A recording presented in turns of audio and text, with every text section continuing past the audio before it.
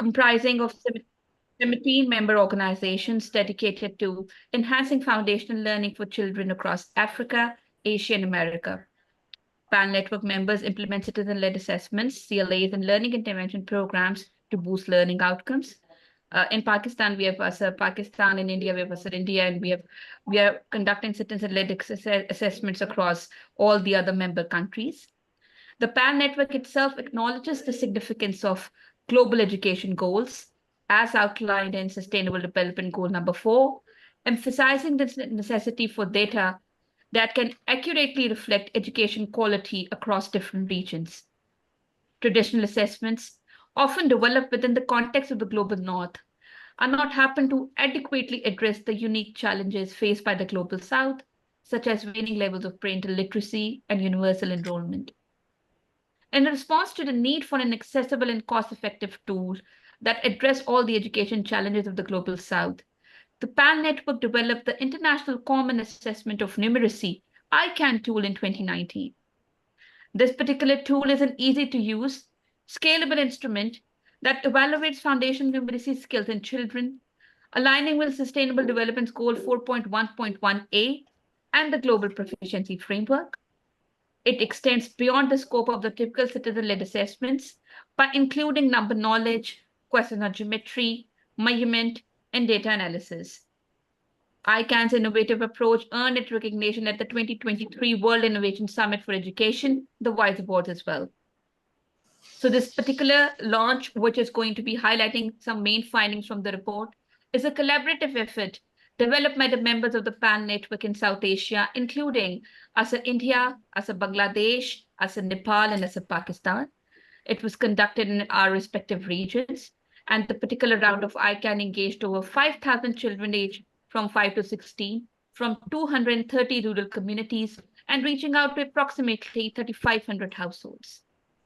The survey areas matched those of ICAN in 2019, enabling a comparison of numeracy outcomes before and after the pandemic. This particular webinar will serve as a platform for sharing the findings from this very important study that has leveraged insights from both in-country and specific CLAs and the inaugural ICAN assessment, underlining the PAL network dedication to emphasize the FLN, the foundation learning in numeracy, where a significant number of children in the global south are falling behind.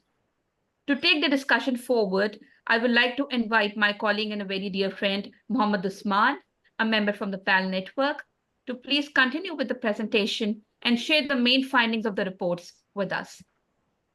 Usman, please go ahead. Thank you. Thank you so much, sir. Good afternoon, everyone. So let's dig into what we have done in terms of collecting this data on the ICAN tool itself and some of the findings from South Asia. Like Sarah was saying earlier, this is our effort in providing some pre-post-COVID results. We collected the initial data in 2019 and the follow-up in 2022-2023. And as we all know, since the eruption of COVID, many studies inquired about its effects in the learning outcomes. According to UNESCO 2021 report, COVID caused 19 out of 20 countries to close their schools for a median of 17 weeks. Several other studies were able to measure pre- and post-pandemic learning outcomes. And while in the developed countries, the evidence points to substantial COVID-induced learning losses, in the developing countries, the evidence is more scarce and more of a mix. On the mixed evidence, if we talk about the PAL network countries, some of the members like ASR India, OISO Uganda, MIA Mexico, and ASR Pakistan conducted country-specific studies, and the results were mixed. In some countries, we saw decreased in learning levels, but in others, the decrease was not as evident. For for the results that we are presenting today, they provide pre and post-pandemic comparisons. 7 districts in 7 countries were visited in between 2019 and 2022. We kept the same sampling methodology. We went to the same districts. And in this presentation, we are showcasing the results from 4 countries of South Asia. Please note that the representativity of this presentation is limited to the surveyed district only from each of the country. For this study, we used the International Common Assessment of Numeracy tool, which was initially a proof of concept for PAL network to see how a Global South-led organizations can create a tool for the Global South. It keeps all the CLA, the traditional CLAs like USAs and WASOs, the core principles intact, but it widens the assessments, the subtasks that we measure for numeracy. The tool is mapped to the Global Proficiency Framework. And like I said earlier, the round 1 was implemented in 2019 and round 2 in 2022, 2023. This is an overview of the domains and tasks that are measured through the ICAN assessment tool. And on your screen now, you can see some of the sample tasks from the ICAN assessment tool. While our traditional CLAs focus on number knowledge, ICAN expands the numeracy assessment by adding measurement tasks on space, shape, and some applied tasks like telling time, telling day and dates, etc. This tool is available in 11 languages on the PAL Network website. This is an overview of how all 26 questions in ICAN tool are mapped to the Global Proficiency Framework, the domains and the constructs. And almost all the items here are pegged on grade 2 or grade 3 level. The sampling strategy that we used is similar to 2019, and it gives a representative picture of the sample district. So 1 rural district was chosen in each of the participating country. From each of the district, 60 enumeration areas were selected using the probability proportional to size, PPS. And from each of the enumeration areas, we selected 20 households randomly. Children of 5 to 16-year-old were assessed in each of the sampled household. And this is an overview of the sample between 2019 and 2022. The districts we covered were Betul in India, Jenaida from Bangladesh, Makwanpur from Nepal, and Tubatek Singh from Pakistan. In the following slides, I may just read the country names, but just be advised that I do not mean those countries. I only mean the districts that we covered from these countries, as the data is very limited to representing that district only. Moving on to what the data tells us by starting with the household infrastructure. Between 2019 and 2022, we can see the infrastructure remained almost similar. We can also see that some of the electricity, toilet, and pipe water is available. Electricity and toilet being the most available infrastructure, while pipe water saw a steep decline, especially in Tubatek Singh district of Pakistan, between 2019 and 2022. We also saw what kind of technological devices are available in each of the households, like computers, radio, television, and a mobile phone. Between 2019 and 2022, we saw an increase, a consistent increase in all the districts in availability of mobile phone in the households, except for the Makwanpur district, where it declined by 1 percentage point. Moving on to the child level indicators and starting with the schooling, most of the schooling indicators remained similar across countries. We can see that most of the children, while in school, a large proportion of that children is going to private schools, especially for the early primary, the 6 to 9-year-old children, with Makwanpur taking the lead of 40% of the children in Makwanpur in 2022-3 are enrolled in private schools. Now we can move on to the learning levels and what does the data tell us. Like I was saying earlier, there is no clear trend or a mixed trend in learning levels. So if we look at the data from the 2019 and 2022, especially in terms of the task level data, we can see that there is no clear trend for us to visit.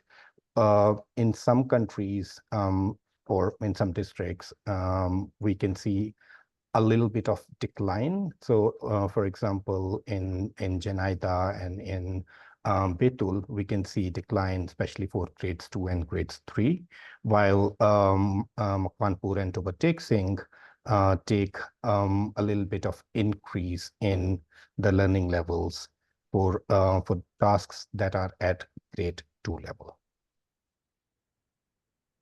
And something very similar can be observed for more difficult tasks that are pegged on grade 3 level. So those are easy addition, multiplication, subtraction, and word problem.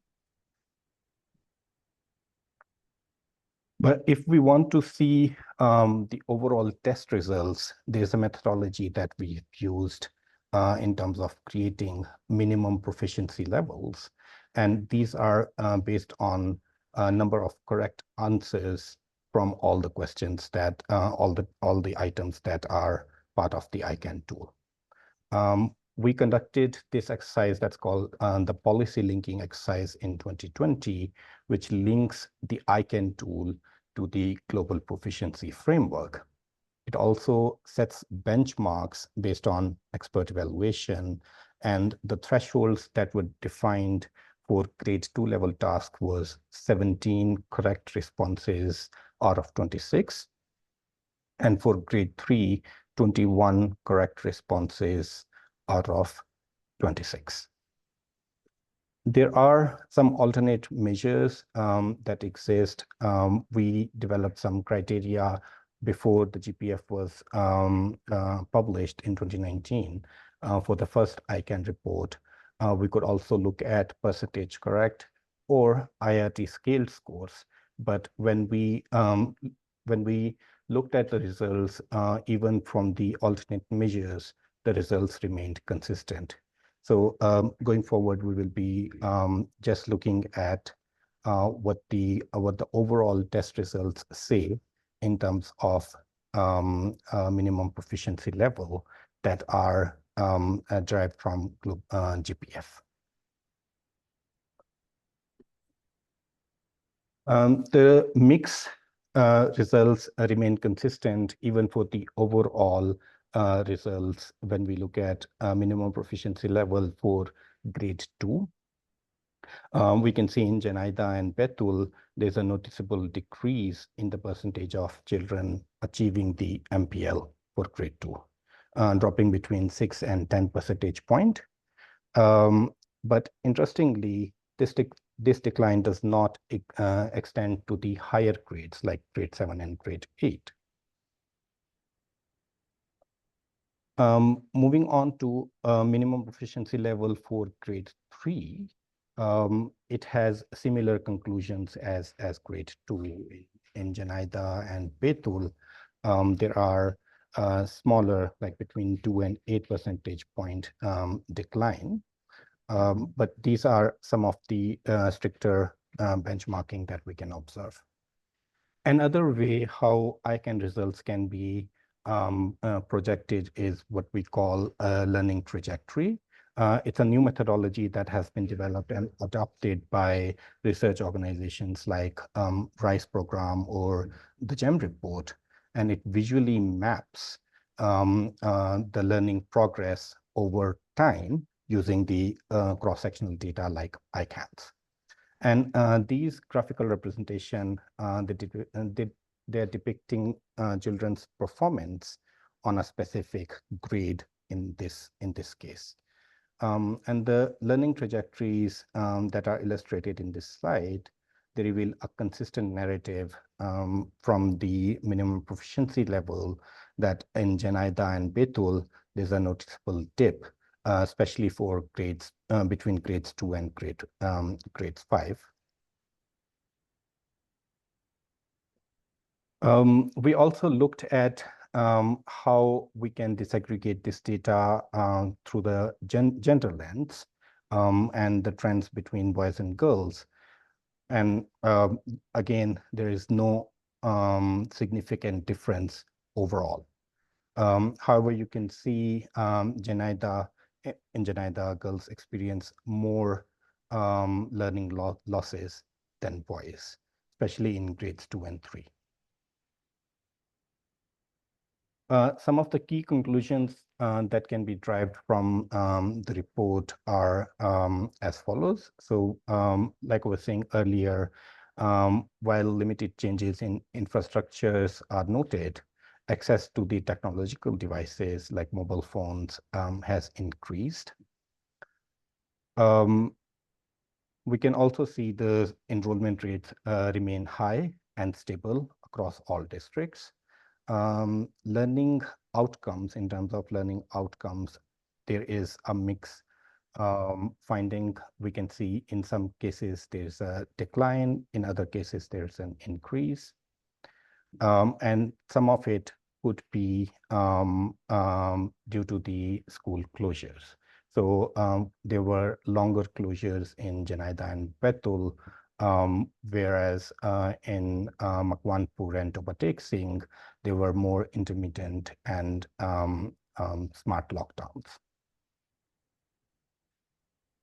We can see from the 2019 results, the learning crisis, they pre-exist pre-COVID as well. So it's not a new phenomena, especially for the global South.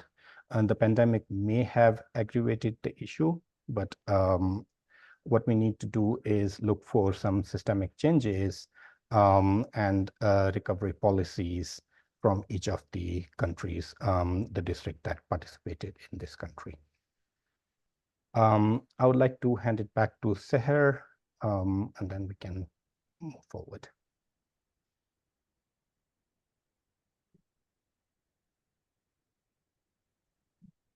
Seher, are you there?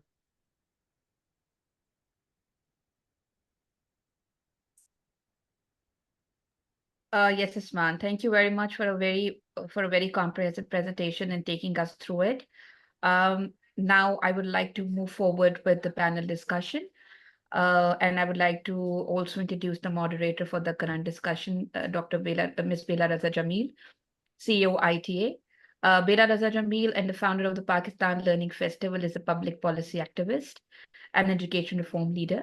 She has served as a technical advisor to the Ministry of Education from 2001 to 2005 and has championed early childhood education programs, gender rights programs, public-private partnerships, etc. Bela also leads Asa Pakistan and all its programs, including Teaching at the Right Level, Chalo Palo Bado. She has pioneered whole school improvement programs and also various other programs specifically for marginalized and adolescent girls, named as Siani Saheli, also recognized as being the 100 Innovation. A former educational commissioner, Bela sits on various global, regional, and national boards and advocate very passionately for education and women's rights. So Ms. Bela Zarmil, thank you so much for joining the discussion and also agreeing to moderate this particular one. Please go ahead, and we'll be really grateful if you can also share other panelists and their profiles. Thank you very much. Thank you very much, and a huge welcome to all our panelists and all the participants. I think now almost 90 who are hearing this and watching this webinar. Thank you so much for being here. But a huge gratitude to our panelists. Before I introduce the panelists, I just wanted, while Usman and Seher are still there were about 2 or 3 questions. Should we take the questions a bit later after the panelists have responded? I just wanted to know how we want to go about it. Ma'am, I'm responding to questions that are in the chat. Okay, so Usman will continue to respond to questions in the chat, and I think I'd like to quickly give a very short introduction, but if you can keep the slides on for each panelist. We are very honored to have the Director General of the Pakistan Institute of Education, Dr. Shahid Siroya, who has been leading some spectacular work at the Ministry of Federal Education and Professional Training to consolidate both data as well as assessments in Pakistan. With a background in law and doing some very quality work in the universities, academia, especially in library, information science. We are very honored that he has been pushing the whole area of assessments and publications in a big way so that data can be available widely and to everyone. We are very fortunate also to have with us Dr. Ursula. The next slide, please. And so Dr. Ursula Schwantner is a senior research fellow assessment transformation head, Global Education Monitoring GEM Center, Australian Council for Education Research, a very close partner for the People's Action for Learning Network. She's in her own capacity doing some stellar work in addressing issues of assessments, indicators, and measurement. She collaborates with UNESCO on Sustainable Development Goal 4 and the UIS assessments for minimum proficiency levels. Since 2014, she has led ACER's partnership with the PAL network. As I said, we are absolutely delighted that she is working both with our successor tools of ICAN and Elena. Thank you so much, Ursula, for being there. We are then joined by the next slide, please, by Ms. Inga Afanasieva, who's a senior economist at World Bank in Pakistan. She's a senior economist and has worked in various sectors in Sub-Saharan Africa, Central Asia, South Asia, and East Asia Pacific. She specializes in innovative financing, and she's led World Bank's outcome-based financing efforts, resulting in outcome-based fund, multi-donor trust fund, and has been the chief of staff at Moldova's Ministry of Education. We welcome her to this webinar and her deep insights as she travels extensively in Pakistan and has been part of the debate on learning and quality. We are then followed by none other than Dr. Suman Bhattacharya. And Dr. Suman is a guru to many and a mentor to many in the PAL network and beyond. She's the Director of Research at ASA Center India, and again does some wonderful work for the research unit of the Pratham Education Foundation in India and beyond. She oversees the annual status of education report, the mother report, that has led to many of us in South Asia following the ASA reports in this particular hub of the People's Action for Learning Network in South Asia. And she leads various research projects on schooling and learning, studies on young children, the primary grade learning, and youth enrolled in Tibet programs.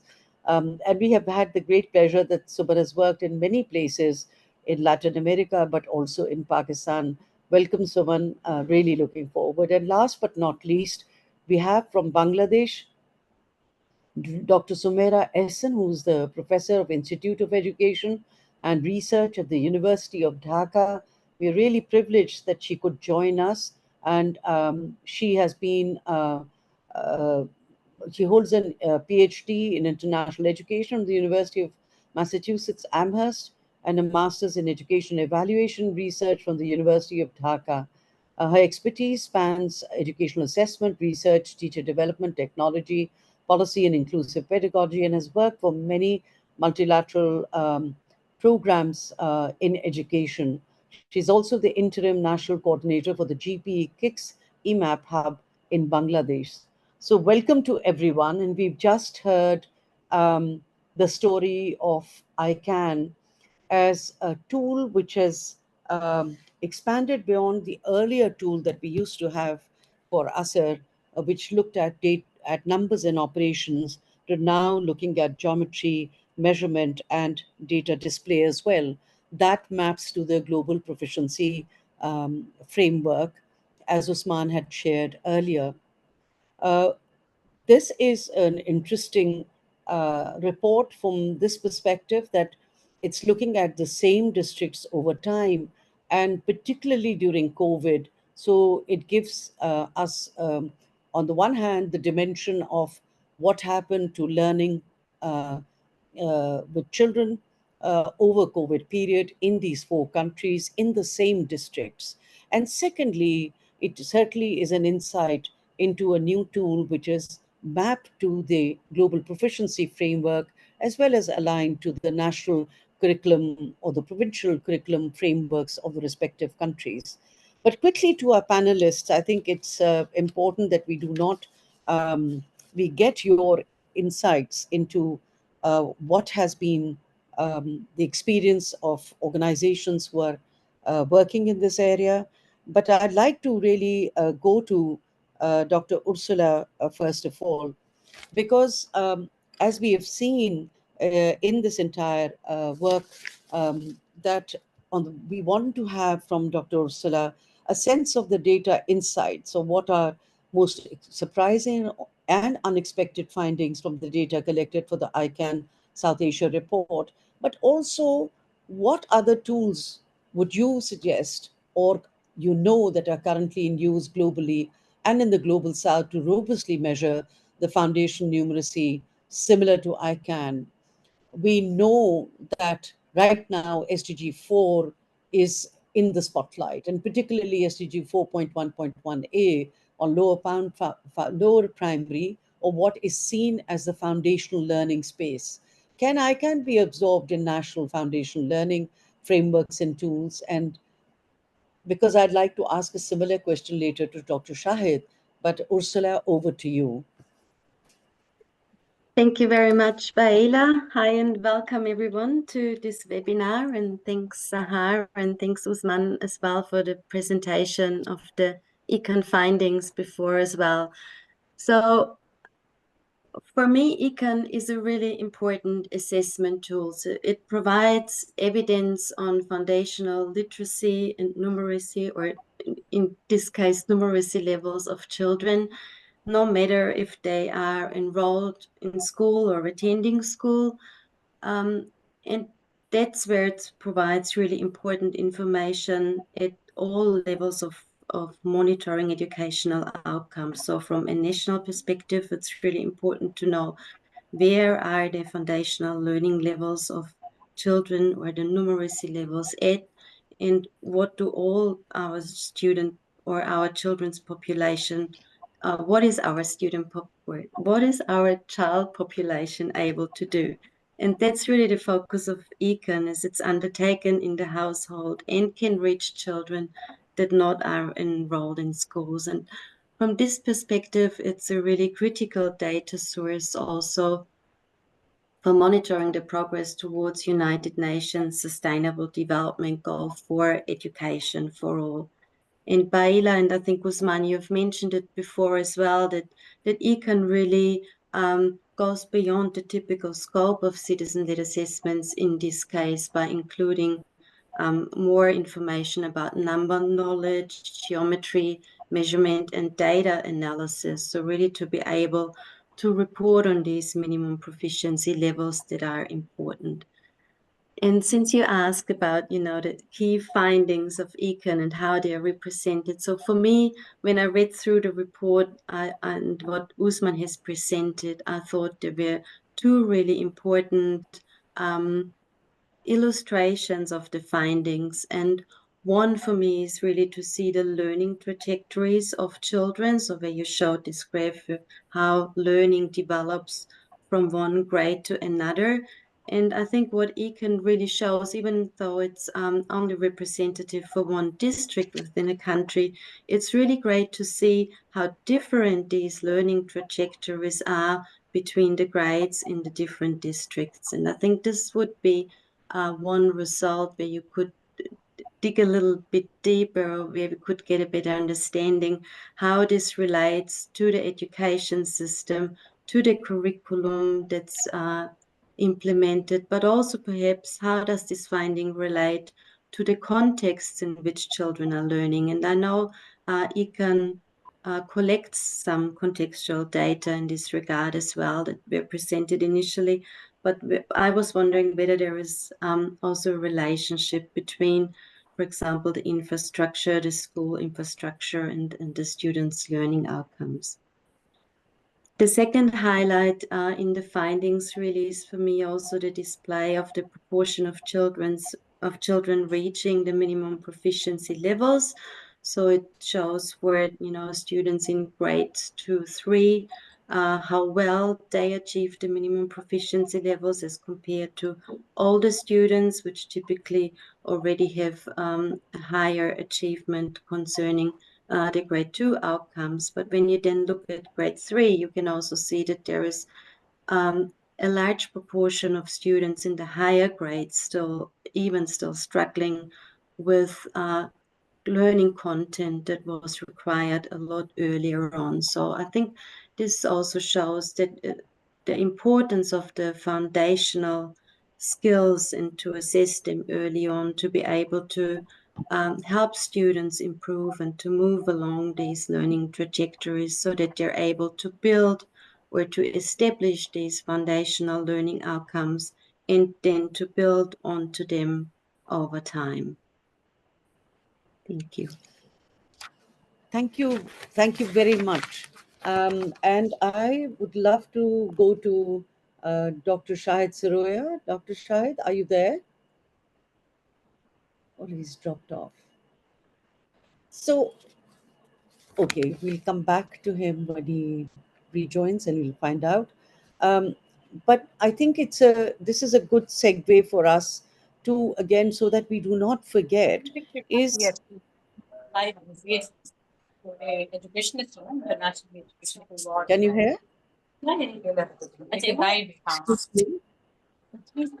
Can you keep yourselves muted? Hello?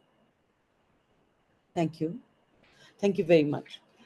Perhaps this is a good time as any. I'd like to go to Suman Bhattacharya right now and ask Dr. Suman, in terms of ICAN as a tool, we jointly developed the ICAN tool, and the idea was if this is well linked to the global proficiency framework, is well represented of all the domains and subdomains of the competencies that are globally comparable with any child anywhere. How do you see that this tool can be used more universally? Because this is, although we did the assessment at the household level, we know that this tool can be equally used at the school level, the classroom level as well. How do you see the propagation of this tool? How do you see the use of this tool? What kind of recommendations would you like to give so that we can see the scale up and in the use of the tool? Thank you, Bela, and thank you everyone for joining this webinar. I think I'll start by just going back to what Ursula just said. And the 2 points that she mentioned, one is the point about being able to visualize learning trajectories over time for children. Now, if you go back to, the members of the PAL network, those of us who have been doing measurement of learning assessments for quite a long time now, several of us, including Asar Pakistan, Asar India, and others, have been doing this annually. So it's not the case that we could not see learning trajectories over time. Before, each country could, with its own data, look at those learning trajectories as we each do, look at correlates of learning, speculate about influences on those outcomes. But I think what makes ICAN special and the next sort of level in this whole effort of the PAL network are two things. One is the second point that you mentioned, which is that we are measuring against the minimum proficiency levels. And the second is, of course, that means that it is a common tool across countries, so we can compare results across, which this is a first for the PAL network. Up until ICAN, we were not able to do that. So each country was looking at its own results, using its own tool, using similar principles, but not necessarily measuring the same exact dimensions of numeracy or literacy. And I think that what makes ICAN interesting is also that it provides a little more granularity than our standard ASER numeracy tool does. So the ASER numeracy tool, for those of you who are not familiar with it, has just 4 levels. ICAN goes quite a bit deeper and looks at different dimensions of numeracy. And so coming to Bela's question on, how is this useful on the ground, as well as for measuring, coming up with assessment data to measure against minimum proficiency levels. I think, Bela, you probably could answer that better than I can, because you said that you have been using it in schools. But the point about ICAN is that it gives you a level of granularity. It gives teachers an easy way to figure out what their children in their classrooms are learning, where they're getting stuck, and which aspects of numeracy teaching and learning need attention. So in that sense, I think it's a very simple tool to administer, easy to use, easy to understand, and then easy to act upon. And just to conclude, I think that that is a fundamental dimension that PAL network has always stressed, the fact that data is not just for the sake of collecting data, but we would like to collect data that is actionable, not only by experts, but by other kinds of people as well. So I'll stop there, and maybe we can come back to this later. Just very quickly, Suman, are you using at all in various programs?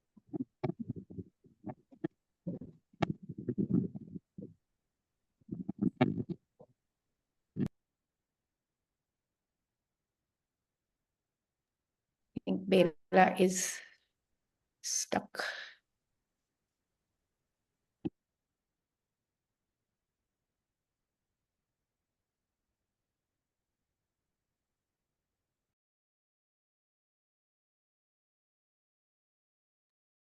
Yeah, I think we lost Bela, but maybe in the meantime, because Dr. Soraya is back, Bela was going to pass the microphone to you.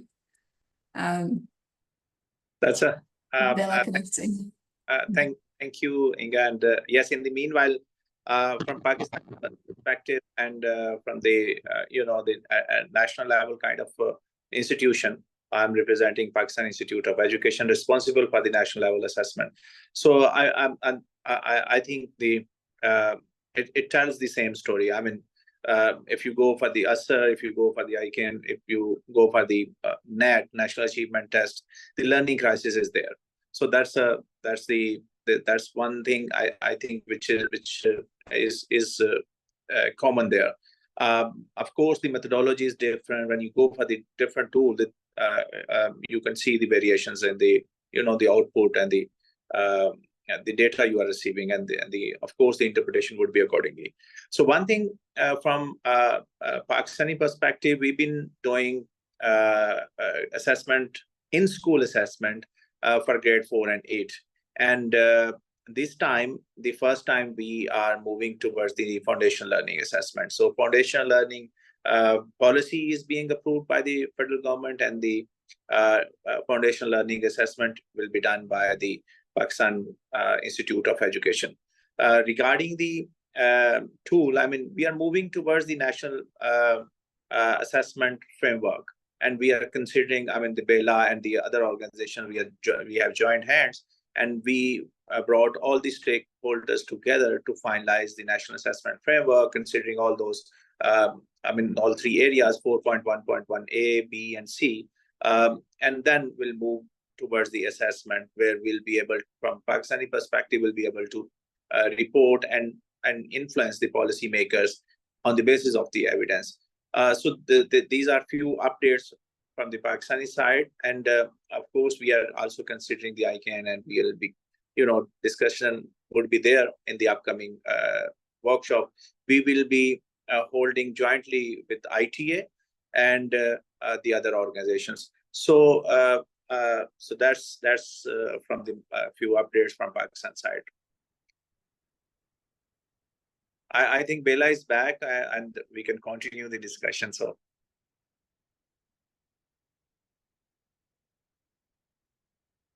So still, I think, this is issue here nowadays in Pakistan. So luckily, Inga is sitting in her office, so she has the good internet access. So that's, but one important update our education side. So the kind of support we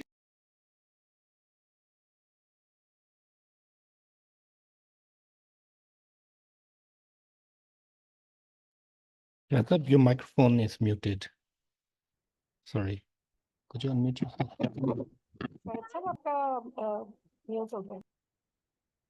So Ms. Bella, you're back. So over to you.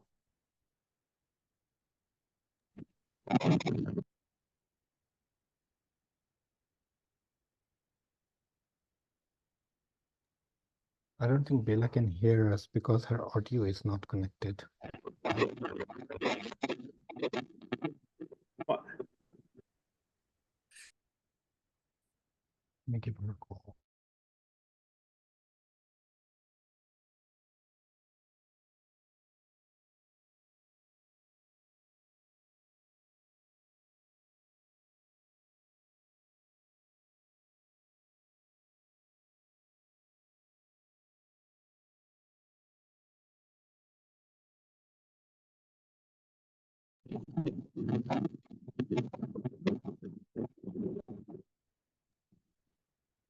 Usma or Safar, would you like to take over the moderation while Bella reconnects?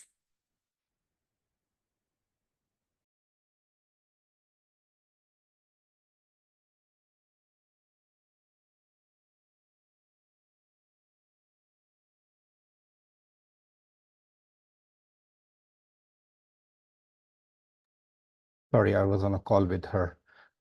Sure. I think before Bella dropped out, Ma'am Suman, I think she was going to ask you if you at all use ICAN tool in any of your programs across Pratham or across a center. So Assess Center, as you know, just does the research and evaluation. So the ICAN tool we have used only as part of the, the PAL network ICAN data collection. Pratham uses, depends on the program. So there are many different tools. And I don't think any programs using the ICAN tool exactly as it is, because it really depends on the program, who's being taught, what's being taught. So, but it is the same idea of, addressing the components of numeracy in ways that are simple, tools that are simple to administer, and data that is easy to understand. So not exactly the same tool to the best of my knowledge, but I would have to go back and double check, but similar tools for sure. Ma'am, you're on mute on your phone. If you can unmute yourself, Ma'am Bella. Can you hear me now? Yes, we can hear you. Okay, I'm so sorry. There's a problem from my laptop and I just got lost, and thank you for holding the conversation so well. I don't know to what extent Dr. Shahid had responded to this question, is that when you look at the ICAN tool and the fact that it covers all the domains which are actually well mapped and aligned to the Pakistan's national curriculum as well, how do you see in your efforts to have come up with a national framework for foundational learning, as well as come up with one possible tool that would be able to look at foundational learning, at least for the numeracy bit that we have shared in the ICAN. Do you think that is possible? And could you Yeah. share the efforts that you have already set in pace very impressively in Pakistan? Thank you very much. And I tried to explain how we started our discussion. And thank you, ITA and VSO Site Savers, the other colleagues. We started, discussion with all the stakeholders to bring them on the table and build the consensus on national assessment framework. And then, of course, there are many options there for the foundational learning assessment, and particularly when you go for the single tool. And we are the follow-up next level discussion in the next workshop, we are moving towards that. Internally, we are reviewing all the possible options. And the only thing which is in my mind when you go for the national level assessment, and particularly when you are representing, the federal government and the all these stakeholders, we all are a bit careful. But I'm confident now. So the last discussion and last workshop was very positive. All the stakeholders, they were there, and we and the PIE, Pakistan Institute of Education, and the ITA took discussion to all the stakeholders, including the provincial, colleagues who are working separately in their provinces. So I think there is a consensus that we are moving towards the national assessment framework for all the levels, particularly covering the A, B, and C. And this time, I tried to explain that this time we are first time entering into foundational learning assessment. So the discussion is there internally, and discussion is there. We are in discussion with the even the World Bank colleagues and the experts who are sitting in different parts of the world. So the next discussion, hopefully within a couple of weeks, we'll be able to finalize those. And this is one consideration. Of course, the other consideration is developing our own, tool where everyone should be on board and develop after the national assessment framework, then moving towards the single tool that will be helpful for the assessment of the in-school and the citizen-led survey as well. So that's the right now where we are from the PIE side.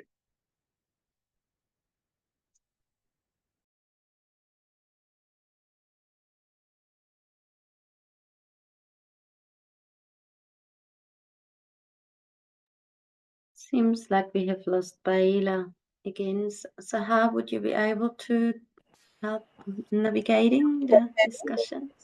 Can you hear me now? Yes. Yeah. Okay, thank God. Okay.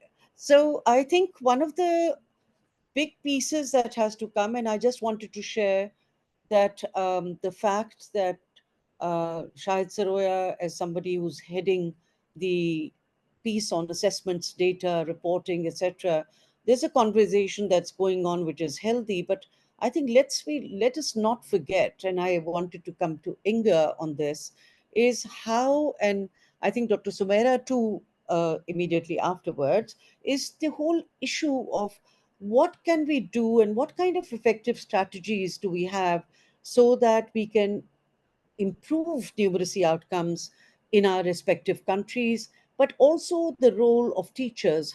What can we do to help teachers improve their capacity for delivering it and having that kind of a vision, the imagination, and the skill set to be able to do it systematically at the classroom level. And I dare say, even for parents at the community level, those who can support. So over to you, Inga, first, and then we'll go to Dr. Sumaira as well.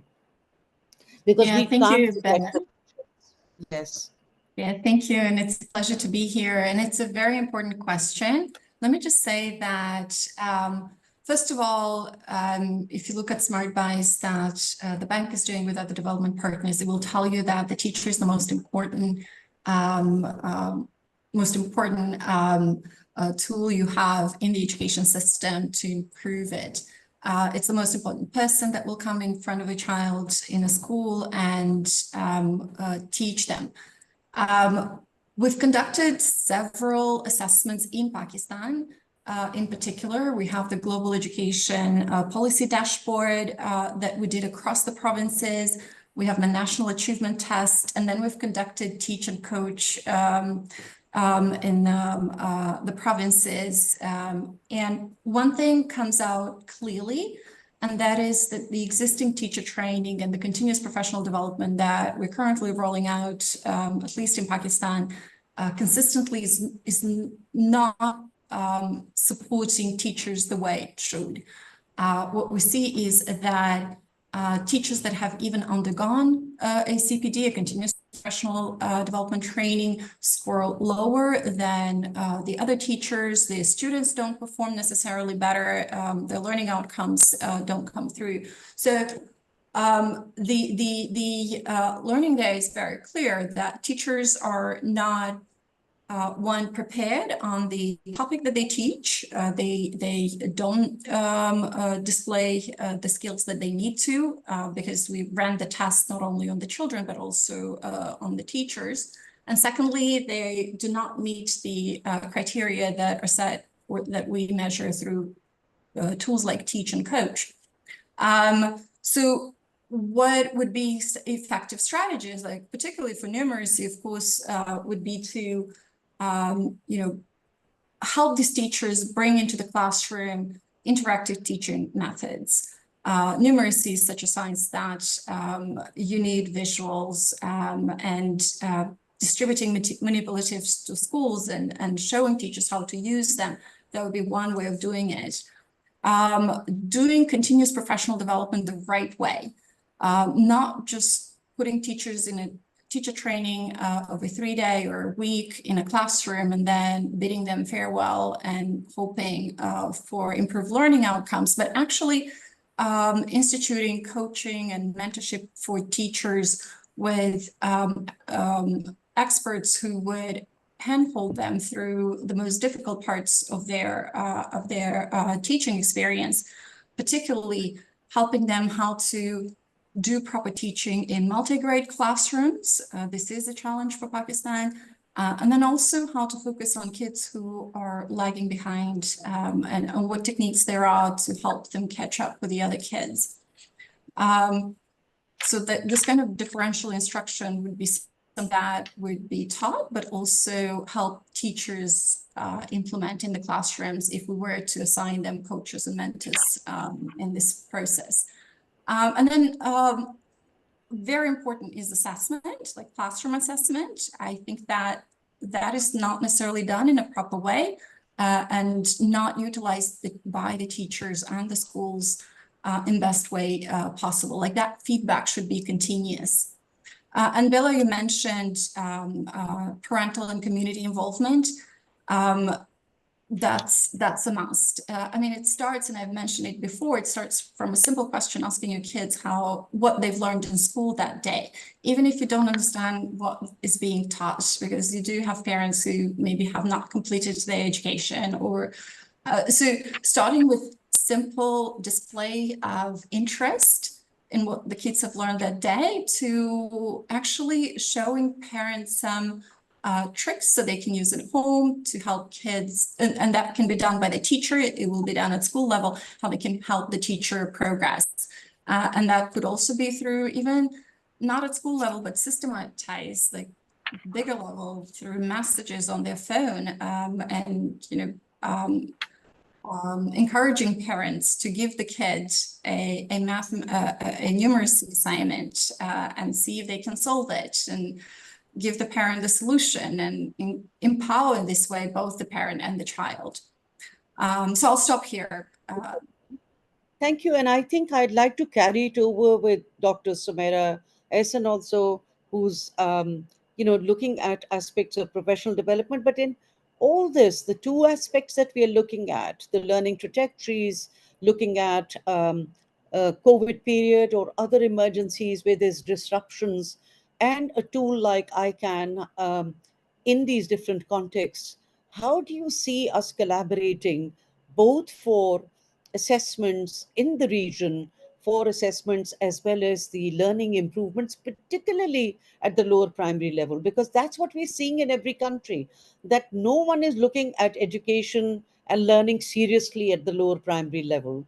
How do we get that attention? Dr. Sumaira, it will be a pleasure for us to hear from you and your perspectives. Thank you very much, Paola, and thank you everyone who organized this great platform for learning for us today. So, Assalamu alaikum and good afternoon and Shubho Shakal from Bangladesh. So what I would start with that we also have a national assessment that we carry out. We started for grade 3 and 5 in 2013, 15, and then 17 and 2022. And when I see those data, it actually matches with the data, though it's only in one district, in Jhindaida, but I see similar trend we can find. And I also looked at the data from Jhindaida that in National Assessment of Bangladesh, and it's very similar, like it shows the decline trend in mathematics. And in general, more than 60% of class 3 students and 70% of like grade 5 students did not have the expected grade level proficiency in mathematics in Bangladesh, which is, very alarming. When we actually relate it with COVID, we see that the two countries which actually are really lagging behind and had really real gap are where the school closure were most. So it's, in a sense, we can relate it with COVID, but also we need other data also, and we also need to corroborate it with other factors. For example, in Bangladesh, when we see the ICAN tool and report, we see that in some aspects of the mathematics, they have done actually better before COVID. But why the COVID did not hit that part, but have hit another part? So there are a lot of questions. Obviously, there can be further research which we can understand this. So one thing is that we know that students are really lagging behind in terms of mathematics. But for the teachers, I think that what I suggest is that I have seen the ICAN assessment tool, which is really great because it's very friendly to use, pictorial. And our assessment tool, I found that a big portion of it was MCQ. And we know the limitation of that. Yes. So I think it's not only that ICAN assessment tool that we can I think collaborate with this tool in our national assessment, because I found that the concept that we are measuring is almost the same because we all actually matched with the global learning framework, the numeracy. So what I understand is that for the teachers' professional development and what the teachers can do, first of all, is that it's whether this tool either revised or in a different way the teacher can also use in the classroom level and also in the school as a formative assessment tool. Because in formative assessment, we have the leverage that the teacher can actually understand where the students are and then take immediate action so that they are not lagging behind. And in our country, formative assessment tool, we are still actually struggling with assessment. And in our national assessment, we actually tried to find out some factors that actually link with the learning outcomes of the students. And we found that one of the big factors is student assessment, how they are assessed. And if students are given remedials or formative feedback, we found that their math performance is much better. So I would suggest this tool for revised in another version for making use as formative assessment tools introduced in the teachers' professional developments. And also, I think that we see that each district is struggling with specific math learning outcomes we see. And we can also have teachers' professional development concerning with those teaching learning of those specific skills or proficiency also, because we all, I think at least Bangladesh, we have some catchment areas and some schools specific to districts. But I would also say that we have actually 64 districts and Jhindaida is only one district.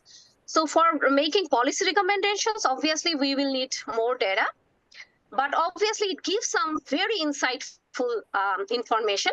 And for teachers' professional development, like the previous panelists said, that we always have one-shot training, and we need continuous professional development. And what I would suggest that this evidence should come from actually from classroom and school level, from the teachers, so that the teachers own the data. So if we give them this information to teachers, sometimes, they don't own this.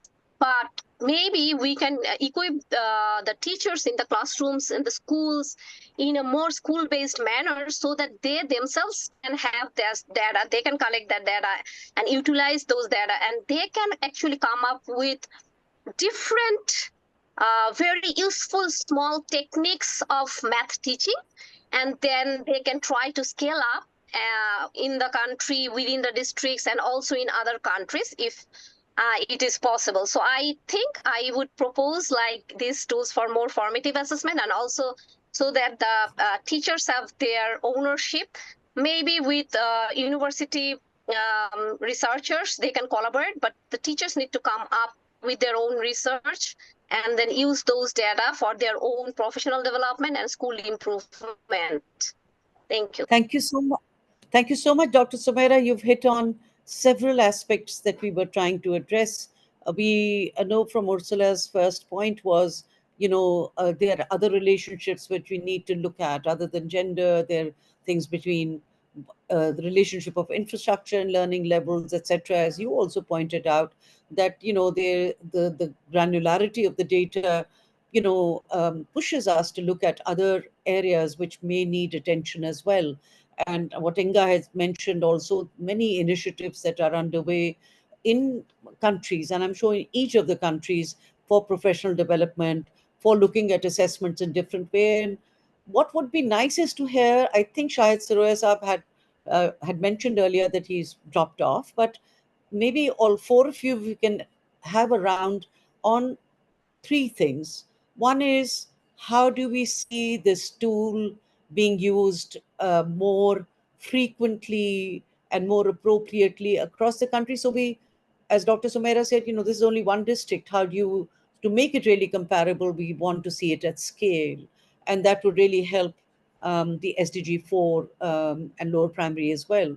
The second aspect is, how do we see more collaboration in the region for building capacity for a formative assessment like this, as Dr. Sumaira just said, but to make it more usable and more frequent inside the classrooms for teachers, so that they're not afraid of it. But also we're looking at collaborations at the regional level and certainly at the international level.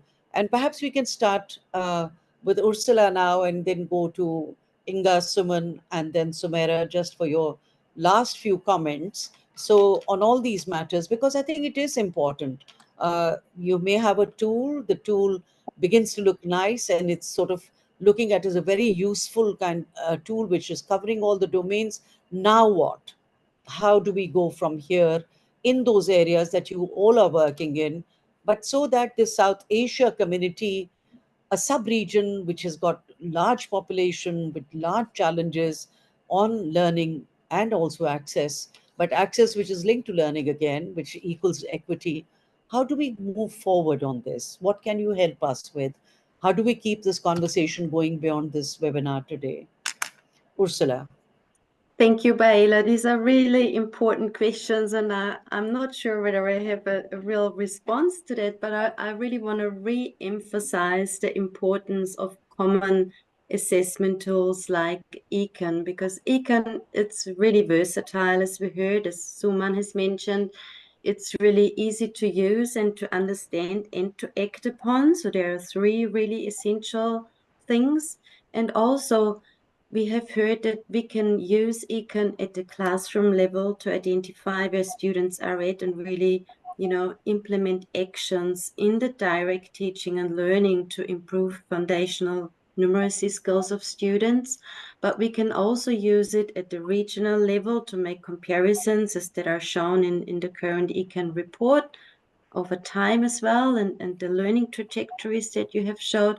And we can also use these findings at the global level to report against the SDGs. So it's a really important and versatile tool. And this evidence that's provided by ICAN is really important to make improvements at all these levels and to accelerate important foundational learnings for all children. So I think keeping this conversation up about what it needs to scale ICAN and to implement it in more districts within each countries and in more countries overall at the various levels is really important. Thank you. Thank you. Over to Inga. Yeah, I fully agree with that. So certainly see a utility for it to be a regional tool that provides this comparison across countries. I think the next step will actually be for each of the countries to figure out how it can be an effective tool locally. Samira was mentioning just earlier, it's one district in Bangladesh, but they have 60+ districts. How do you roll it out across the districts? For Pakistan, the question is not only across the districts and provinces for a subject that is so devolved, being a federative country.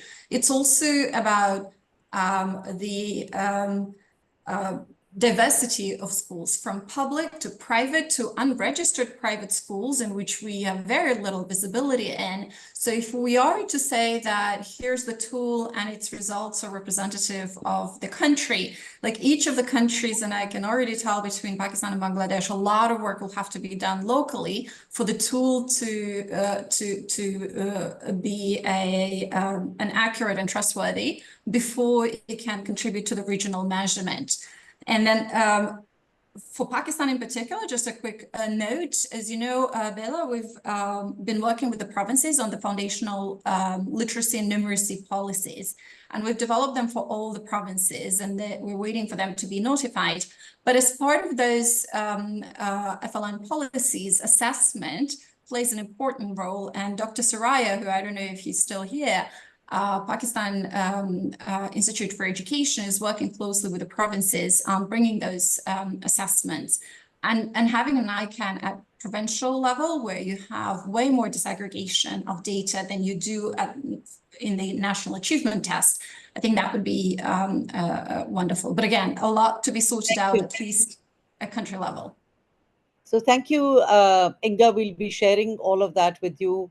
All whatever we have, including the tool being a digital one, so you can have a look at it, and it'd be great to have this conversation. Suman, quickly, and I can't help but say, Suman, but because you're looking at Elana and you're looking at early years and looking at a spectrum, how do you see this moving forward? Given the kind of inputs and insights we've received today from our speakers. See, I think I have nothing to add to what Ursula and Inga said about how useful this tool is in terms of collecting comparable data across geographies, whether those geographies are states or countries or provinces, so that we can make a statement at whether it's at a regional level, at a country level, or at internationally about the situation of numeracy learning in our regions. I think the issue of how to use this kind of an approach in the classroom requires a little bit of a different mindset, different approach. And partly that is because, as a result of COVID, I think many governments, as we've just heard in the case of Pakistan, have started to really pay attention to the fact that children are not acquiring these foundational numeracy and literacy skills. Now, they may not be doing it exactly, haven't gotten it right as yet. In India, at least we see, there's a new national education policy, which aims to have every child acquire basic numeracy and literacy skills by grade 2. In the last couple of years, we've seen a lot of movement in the country. There's been a lot of materials developed. There's a lot of teacher training. There's a lot of action going on, including some of these templates for assessment in the classroom by teachers. The idea being that teachers should assess their own children and based on that assessment, take the next steps. So to me, it often feels like many of the pieces of the puzzle are slowly coming into place, but that connection between, okay, here's the assessment data for my class, what should I do with it, is not necessarily very clear or well understood by the people who have to act on it, which is the teachers. So, and these things take time. I think these are big changes in all of our education systems. I think we are seeing here a lot of movement. Whether there are going to be big improvements in outcomes, we don't know yet, we'll see. But that connection between assessment and action to improve learning is to me the key piece that really needs to be thought through. And I think some of our panelists have already talked about some things that need to be implemented. Mentoring for teachers, making these connections between, okay, this is what your children can do, and this is what then you can do in the classroom to support them to move ahead. So I think there's a lot of work to be done there and a lot of exploring to be done in each of our countries in terms of how this is working at the moment at the classroom level. I'll stop there. Thank you so much, Suman, because I think that's really where the rubber hits the road. We want to see what the connection is between the teacher, the student, the parent, what are seen as the learning teams. But I also wanted to share with everyone quickly that we have ICARE, the literacy counterpart, also coming up with ICAN. And certainly the what we are hearing is music to our ears to see this run more nationally for wider number of districts. 60 seconds for Dr. Sumaira. What would you like to say as your last words of wisdom and going forward?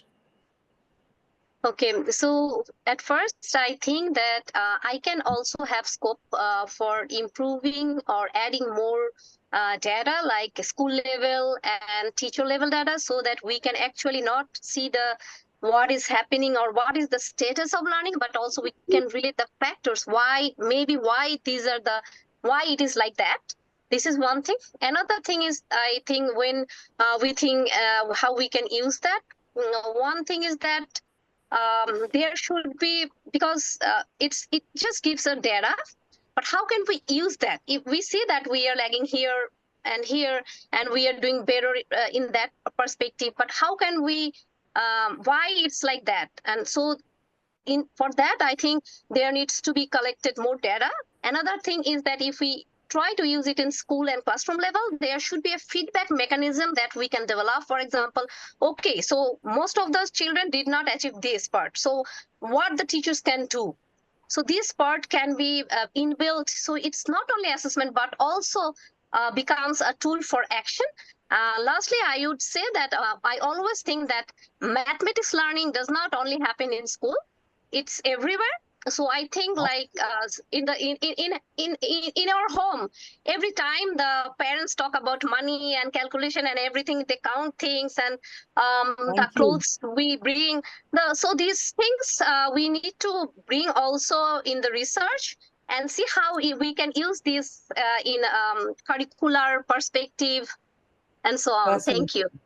Thank you. That's music to our ears yet again, to look at the home and school connection, the child, parent, teacher connections, and so on. But we see already a community of practice amongst all our panelists. It's been absolutely delightful, and I'm sorry with it, my technology glitches, but it's been wonderful to hear both of all of you and to have launched formally our ICAN report for the South Asia sub-region. But thank you for opening your arms for both regional and international collaboration. We'll keep this conversation going. And I want to really give you a big round of applause to all of you. Thank you so much for being with us and giving your precious time and very insightful remarks from all of you, including from Shahid Saroya, Usman and Seher. I pass it back to Usman and Seher for the goodbye, thank you, and of course an advertisement for doing signatures at scale. So over to Seher for the closing remarks and reminding everyone from the PAL network that we want signatures at scale for the movement on SDG 4.1.1a. Thank you so much. Thank you everyone once again. Thank you so much, Bela. Thank you so much for leading the discussion. Thank you very much. I would like to thank all our esteemed panelists who have participated in this very discussion, We thank you all from the bottom of our hearts for taking the time out. I know you all are living in different geographies, but yes, coming together for this particular lodge means a lot to us. We'll be grateful to all the audience members who have joined in. Can you, Usman and Paul both have shared the link to join and sign the petition for safeguarding the measurement of basic reading and math in early grades. Because PAL Network and all of our member countries, we are a champion for foundational learning. We would request you all to please sign the petition and we'll be grateful. Thank you once again, everyone, for joining in, and we'll keep you posted on other updates as well. Thank you very much. Bye. Thank you. Thank you.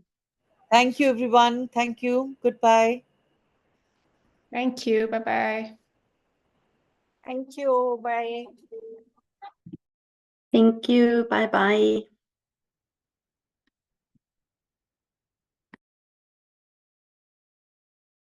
Thank you.